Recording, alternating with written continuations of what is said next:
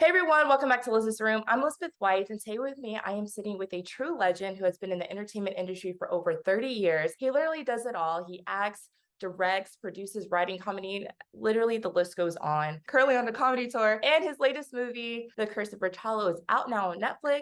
I welcome you all, Marlon Wayans. So, as I mentioned earlier, you have been in the entertainment industry for over 30 years. And I'm not even exaggerating when I say you do it all, but has there ever been a time where you felt discouraged or you felt challenged in your career? And if so, how did you overcome that feeling? Every day. The way they get overcome that feeling is to just do the work. Like you're only this discouragement happens because you're not doing the work. Don't sit in the synapse. Work through it. You just gotta work, and you find that you grow as an artist, and you become this unstoppable force of nature.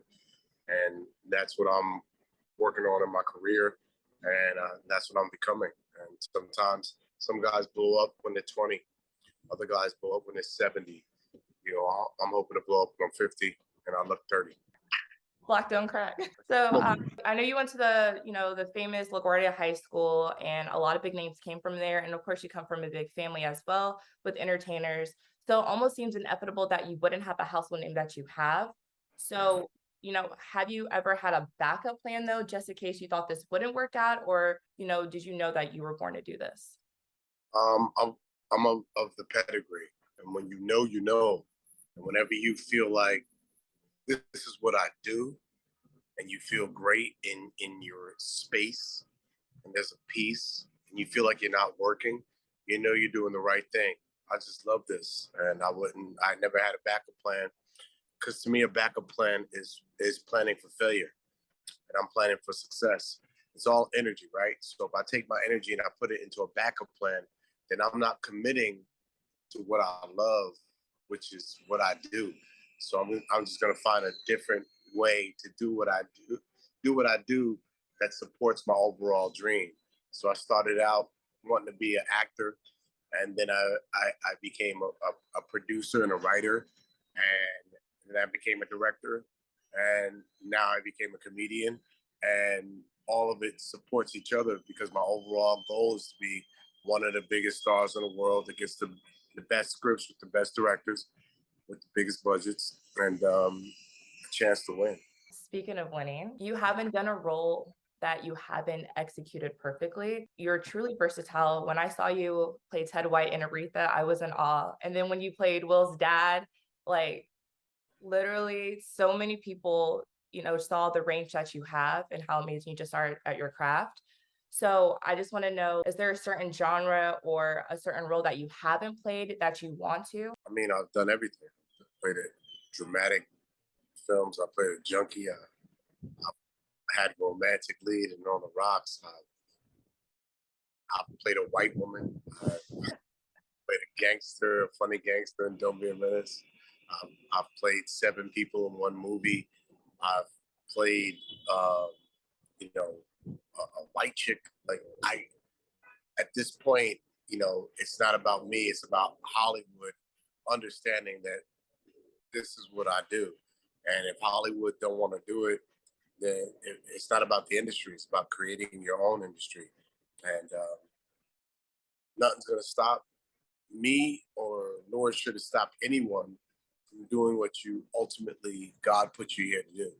And so I'm just going to keep working until, until it comes to fruition, or it doesn't. But even if it doesn't, you know, you reach for the stars and you settle for the moon. So, The Curse of Bertalo is officially out on Netflix. I think it's such a great family movie, especially this time of year. So, I just want to know, like, what drew you to the project and how was it working on set?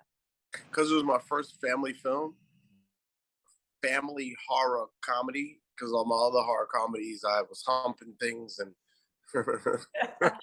body parts and fluids popping. And this one was just so super appropriate. And I took on the challenge of, of honing my comedic uh, outrageousness to put together a good family film that had some heart. And I wanted to do something for my kids that they could be proud of.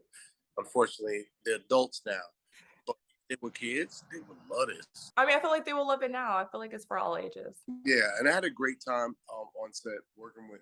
I feel like when I do a movie, it's not about a set.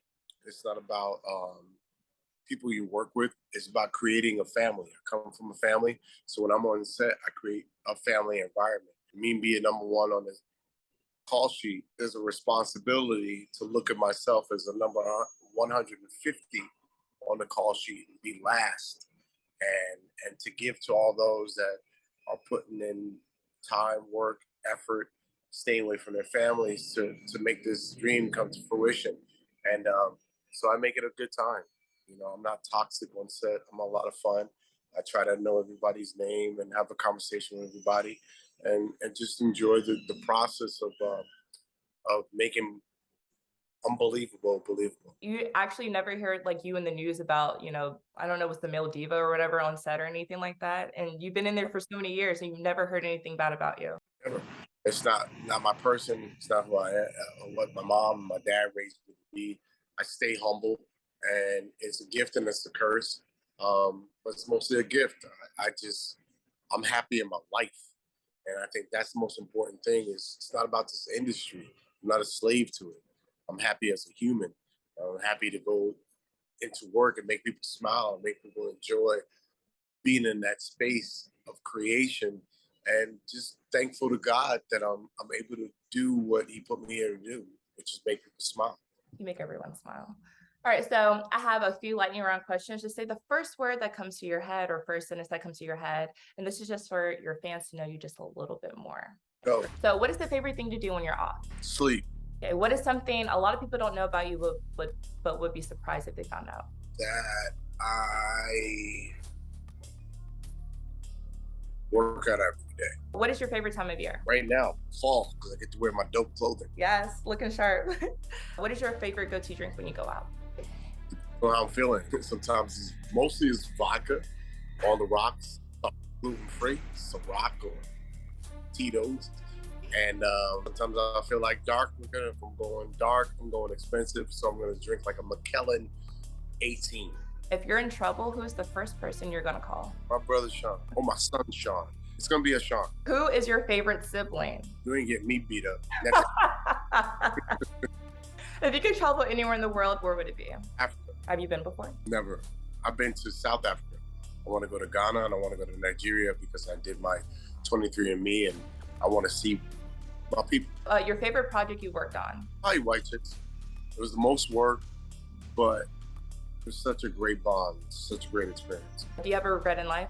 I don't think you can live life peacefully and have regrets. I think my only regret maybe is I've never been married, and I still got time.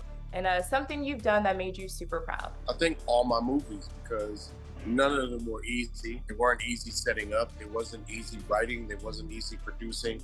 I think all the movies that I've written, starred, and produced, I'm proud of because I got it done. All right, that's all. So before you go, I like to play a little game with my guests. I need you to pick 3 letters. Y, R, Z. Okay, so using those 3 letters, I need you to find 3 words of advice you would give your 10-year-old self and then say why you chose those words.